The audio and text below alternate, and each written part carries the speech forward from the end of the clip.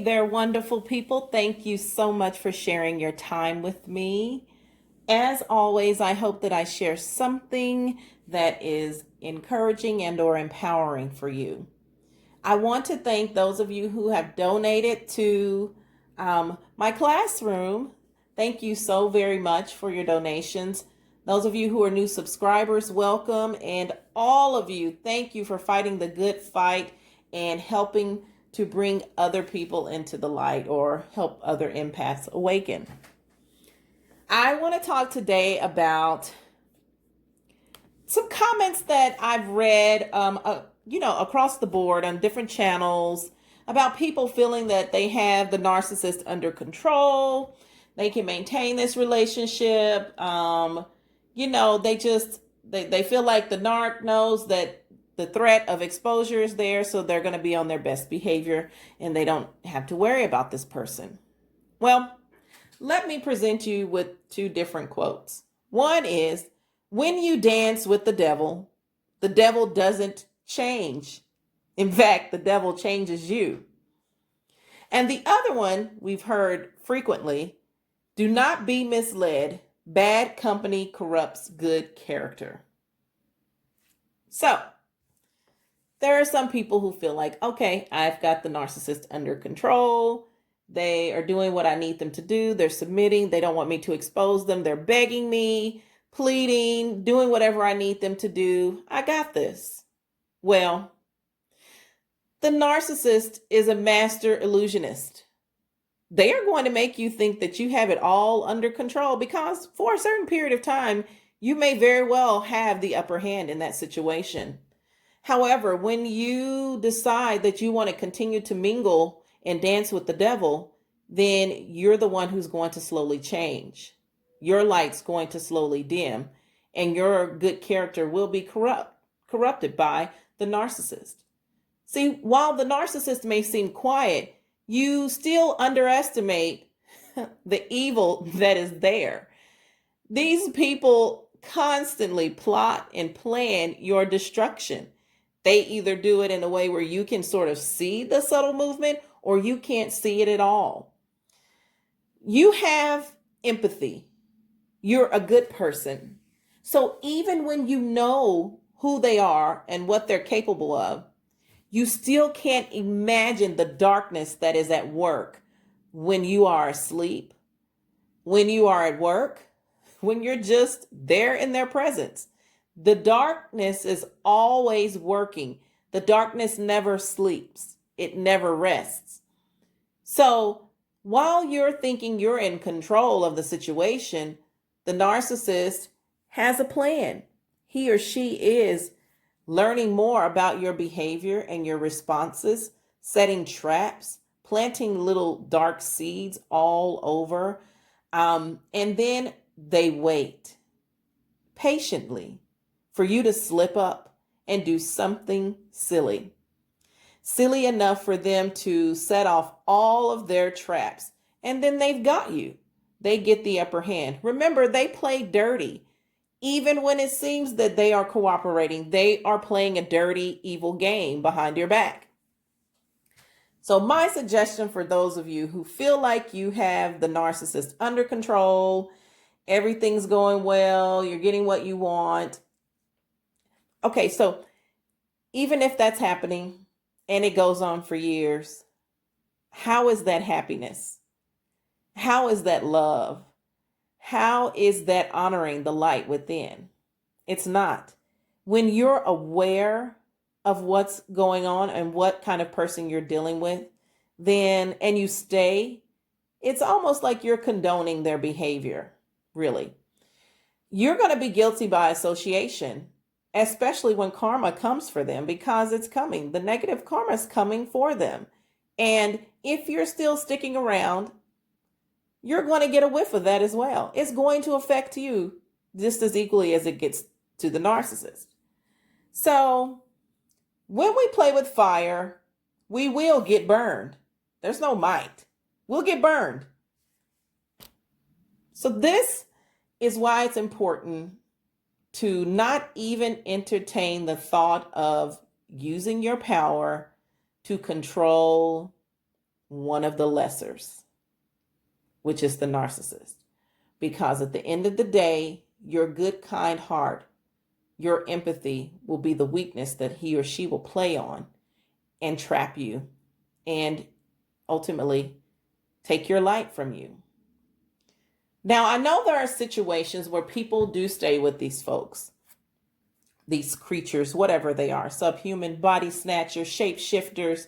I've got all kinds of names for them. I like narcons. Visit her channel if you haven't, narcon. She calls them functional lunatics. I love that term, that title for them. So the functional lunatics, some people stay with them because they have children and they don't want the children to be alone with the narcissist because this person is, of course, abusive and manipulative. And, they don't care about the kids. They don't care about you. They don't care about anyone.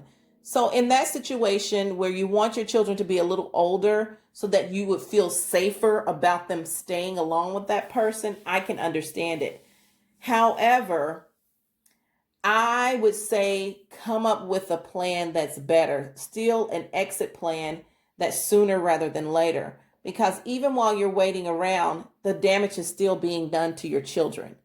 And are you really protecting them? Just ask yourself, you're there, but is it protecting them? Would they be better off to have more time with you away somewhere else versus a little time with the narc, and or versus you guys staying together in that relationship and them being with that narcissist every single day? The things that narcissists do to their children, the destruction that they bring into their lives is really unfathomable. So every situation is different. And this is a really sensitive situation, a sensitive reason why people stay with narcissists. But I would just ask that you would pray for guidance and wisdom and to see how to move forward, because exiting as soon as possible from these people should always be the plan, especially when you become aware of the evil that you're dealing with, because that evil will just continue to cause fatigue within your spirit, within your soul. Here's another reason why people stay in these relationships: because of money. The narcissist may have some type of status. They may have all the money, be the controller of the money, had convinced you to stay at home. Now you're at home with children and or not children, or you like the fact that you have nice things and you know that you'll basically have nothing when you leave, because that's how they play. They want to put you out with just as little as possible. Even in that situation, what is it worth? What is your soul and your peace worth? Is it really worth that status and that money? There are so many different organizations that can help you leave if you really want to leave. And I'm talking to the people who really want to be out, who's very aware of what's going on, very aware of their the light within. These people, you folks I'm talking to, are the folks who are awake, who are listening. Get out of those relationships. Period. That you're just not, it's not going to get better. You're not going to get better. Although you do have the light and you're the stronger one, you're still neglecting your light when you stay in these relationships. You're going against it. There's a reason that light and dark are separate. Night and day are separate, period. They're not at the same time. They're not together. They don't necessarily, in other words, coexist. So be careful of the company you keep. I know I spoke on this from more of a romantic partner perspective, but this goes for everyone with friends and family members. Be careful of the company you keep. They will corrupt you. You can become like them in a sort of way, or at least appear like them.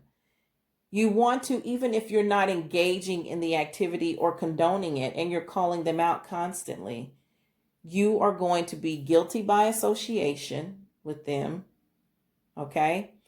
And you're going to appear just as evil. So you want to stay away from the appearance of evil. You want to get yourself away from the narcissist. Can you control and maintain them for quite some time and keep them at bay and, with the threat of exposure? Absolutely. But it's a dangerous game that you're playing, and it's really not worth it.